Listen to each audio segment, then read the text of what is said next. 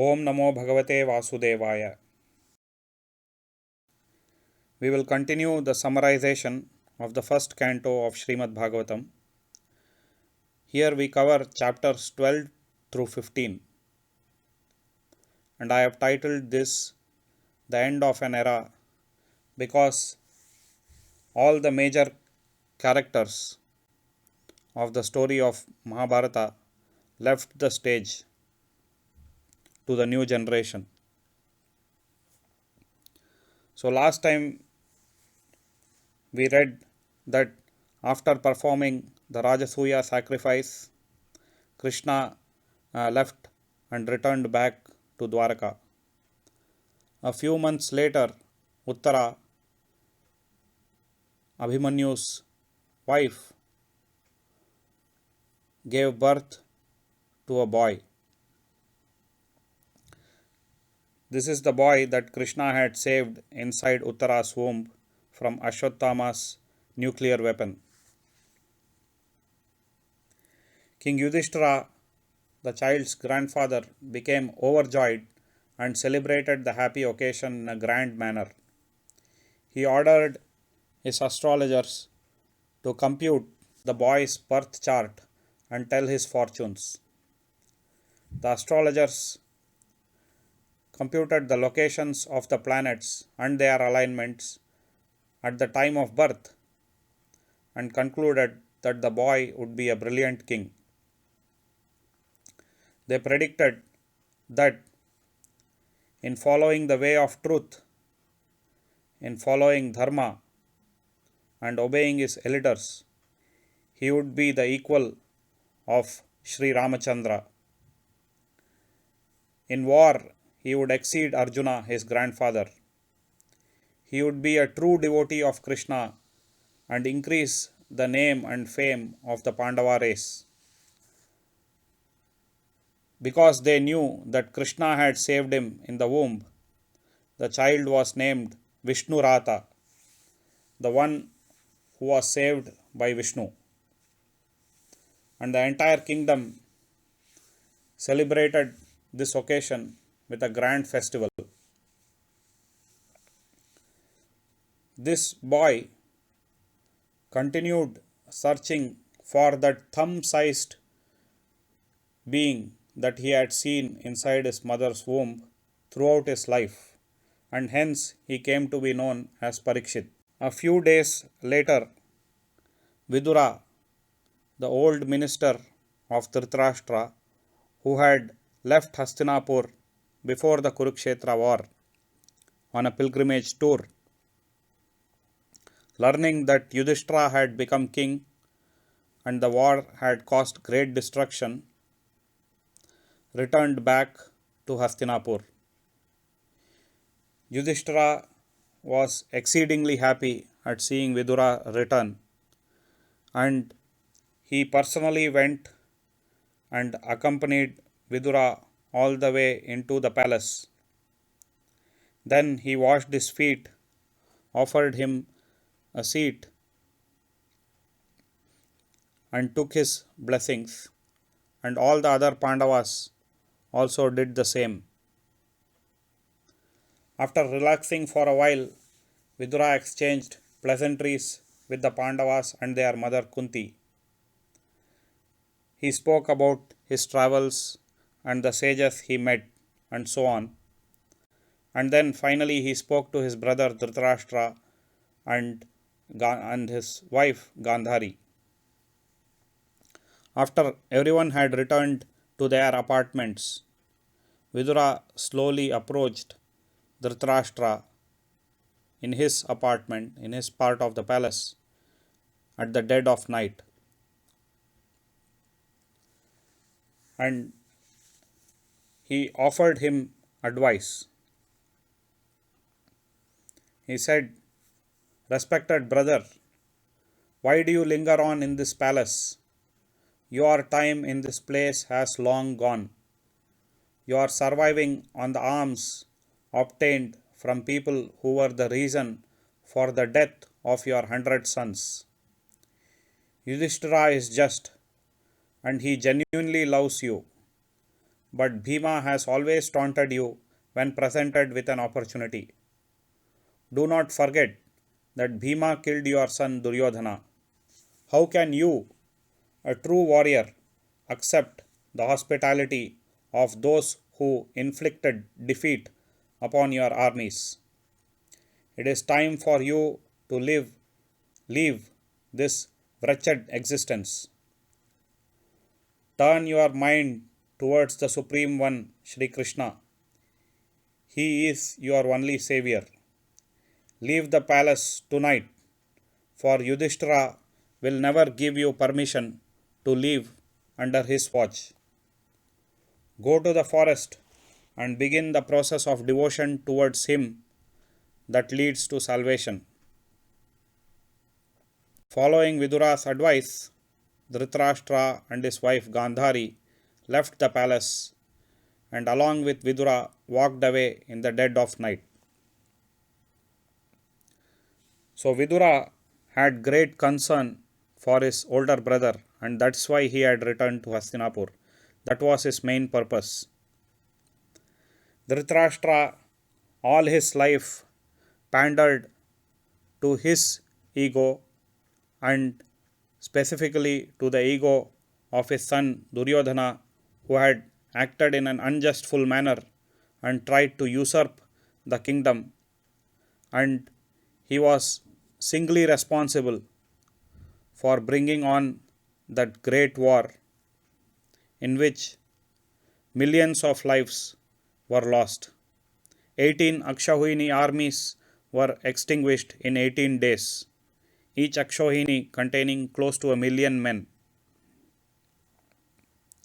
Only 10 people survived the entire war, and 5 of them were the Pandavas. Vidura spoke to the Kshatriya within Dhritarashtra.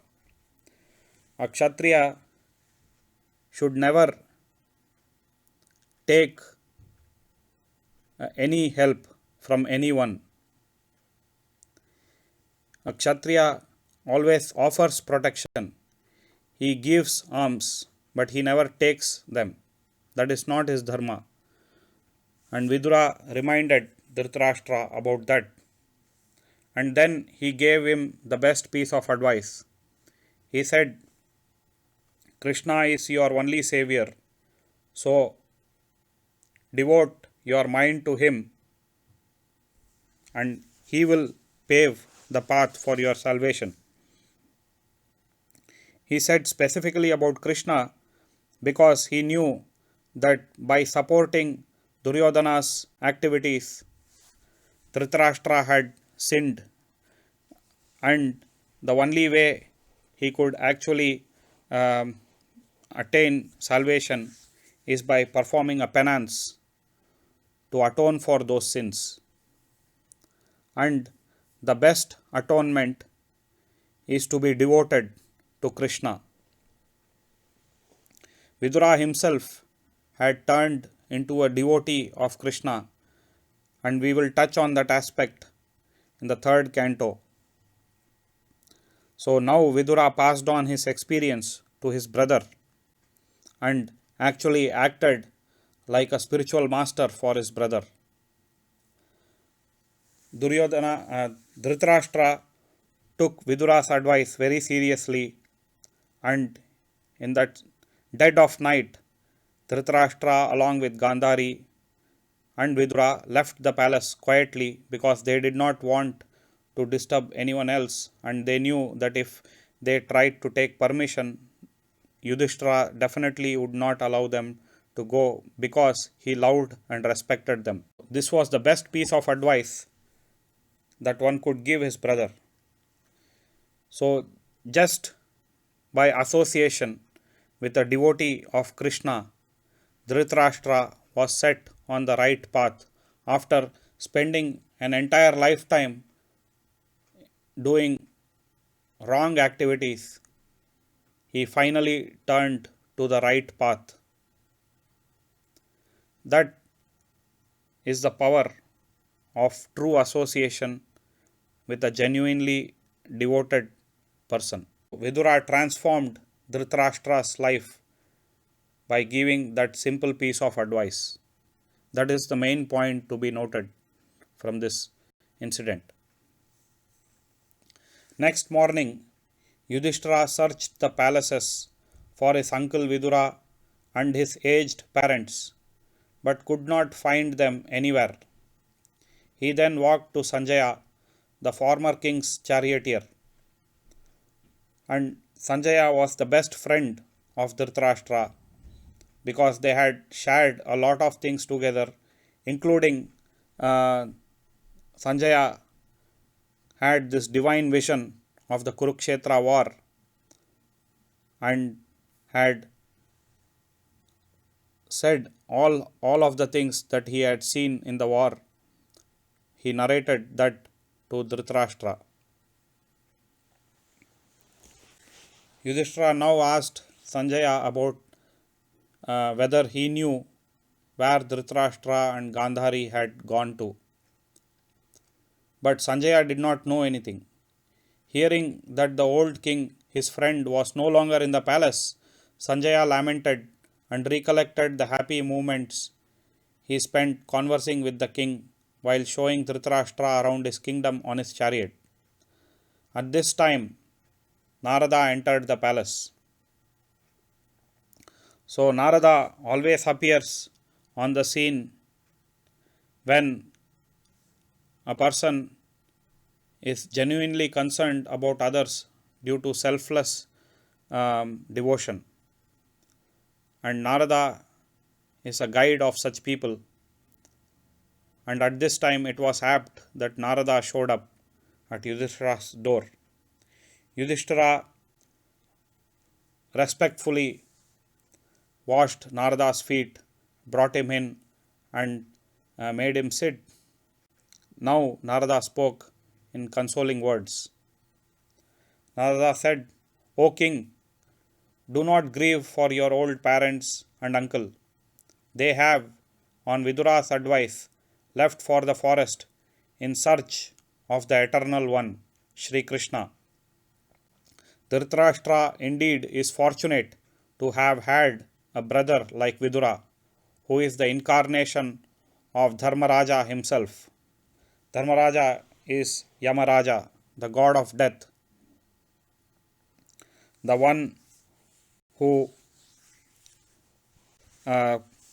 gives justful punishment to people after their death if they commit sinful activities.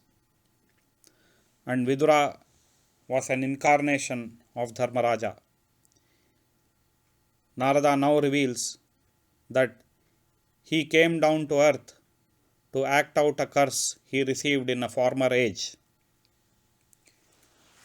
And now Vidura has opened Dhritarashtra's spiritual eye and has guided your parents to seek the Lord and perform purificatory penances for their well-being. Do not search for them in the forests, because 5 nights from today your father Dhritarashtra will burn through the fire generated from his inner being. Gandhari will, as a dutiful wife, perish with him and attain an elevated position.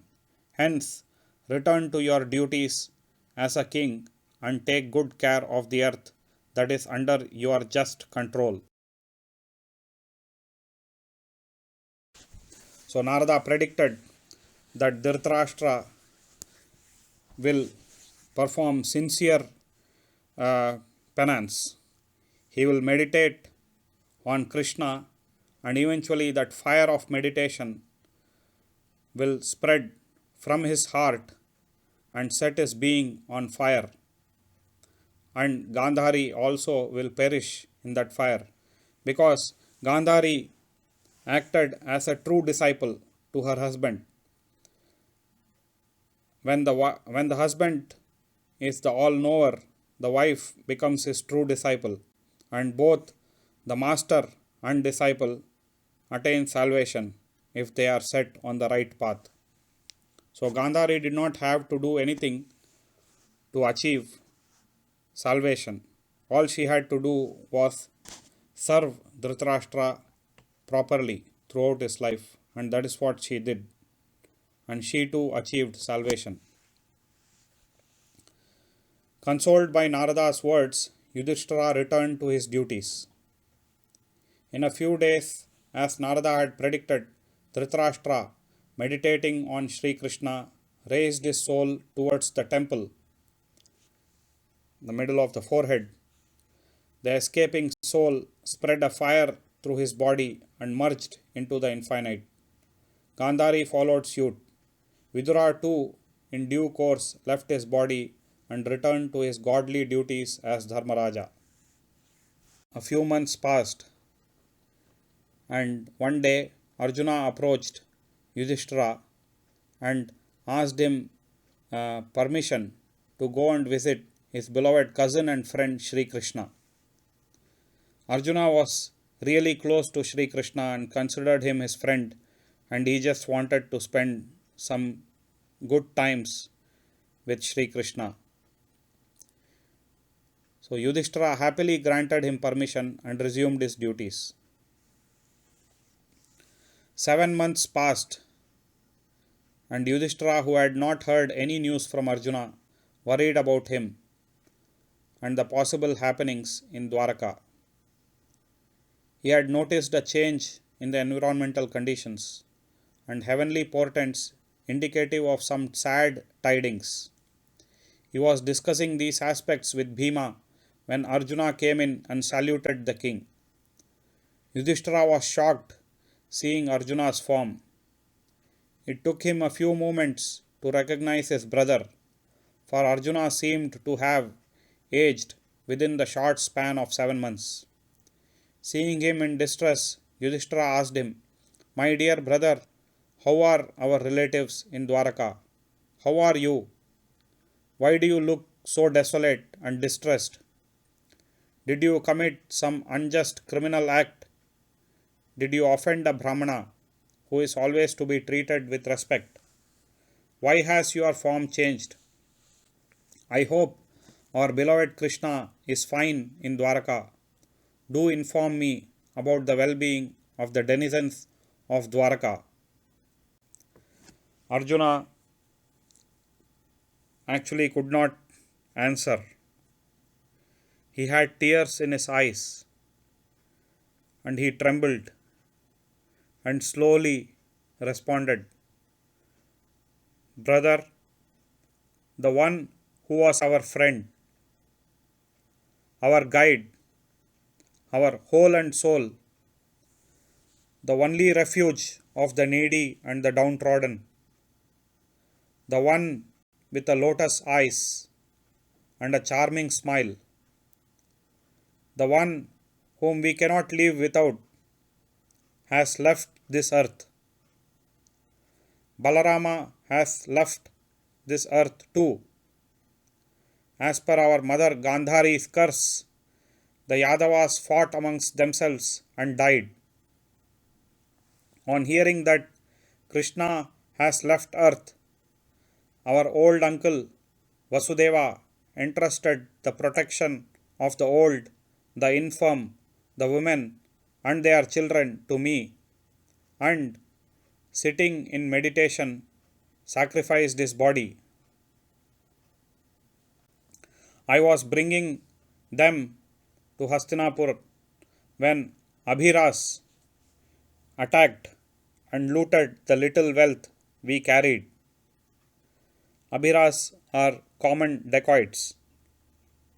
Many of our men perished, and I could not even fight back. The Gandiva, my famous bow, felt powerless in my arms. The mantras to invoke weapons escaped my memory. The mighty Arjuna of the war was defeated by petty thieves. Here I am, brother, with those I could save, beaten and ashamed." Saying this, Arjuna sobbed uncontrollably. So the mighty Arjuna was defeated by petty thieves because as soon as Krishna left, his powers left him. And because he was the foremost devotee of Krishna, he couldn't act without Krishna, and even common thieves could defeat him. And that was a sign that it was time to move on. Hearing Arjuna's dreadful account of the terrible happenings in Dwaraka, Yudhishthira decided that the time had come to relinquish the kingdom and live in the manner of the ancestors of the Bharata race, crowning Parikshit as king and Krishna's great grandson. So Krishna had a son through Rukmini called Pradyumna, whose son was Aniruddha, and Aniruddha's son was Vajra. So Krishna's great grandson was Vajra, and Yudhishthira crowned him as the king of Mathura. After this, Yudhishthira, along with his brothers and Draupadi, left the kingdom and walked on a pilgrimage tour through the cold mountain passes of the Himalayas, and in due course they all attained the feet of the Supreme Lord Shri Krishna. So when these things happened, Parikshit was 36 years old. Gandhari had cursed Krishna that like he had caused the fratricidal war and which had led to the total destruction of the Kuru dynasty, the Yadavas too would suffer the same, and Krishna smilingly and with great respect accepted her curse, because he knew that the Yadus also had grown proud about their strength and their destruction was at hand. And so Krishna accepted that curse, and that curse had acted out, and all of them had died in a fratricidal battle. And this was the sign for Yudhishthira to relinquish the kingdom, because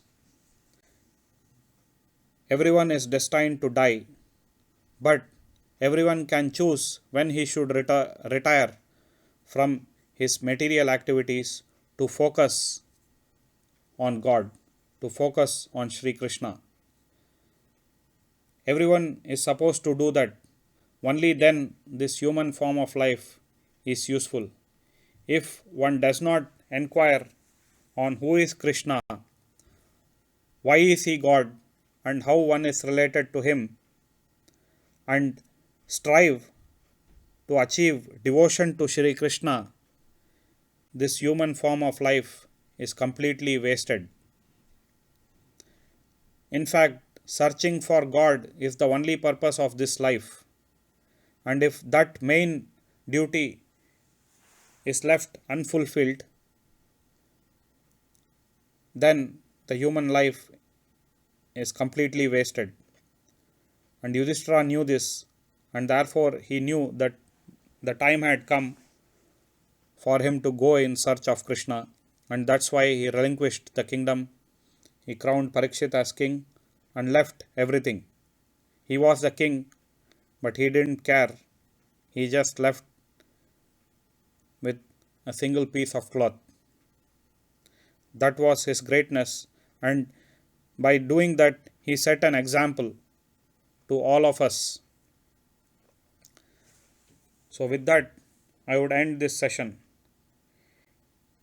I pray that we may also begin our journey and gain devotion towards Krishna, if not to the fullest extent, at least to a small extent, in this lifetime itself. Because Krishna in the Gita says that Swalpam api asya dharmasya trayate mahato bhayat. Even a little bit of progress in this path will save us from great danger. Hare Krishna, Hare Krishna Krishna Krishna Hare Hare, Hare Ram Ram Ram Hare Hare, Hare Krishna Krishna Krishna Hare Hare, Hare Ram Ram Ram Hare Hare, Hare Krishna Krishna Krishna Hare Hare, Hare Ram Ram Ram Hare Hare.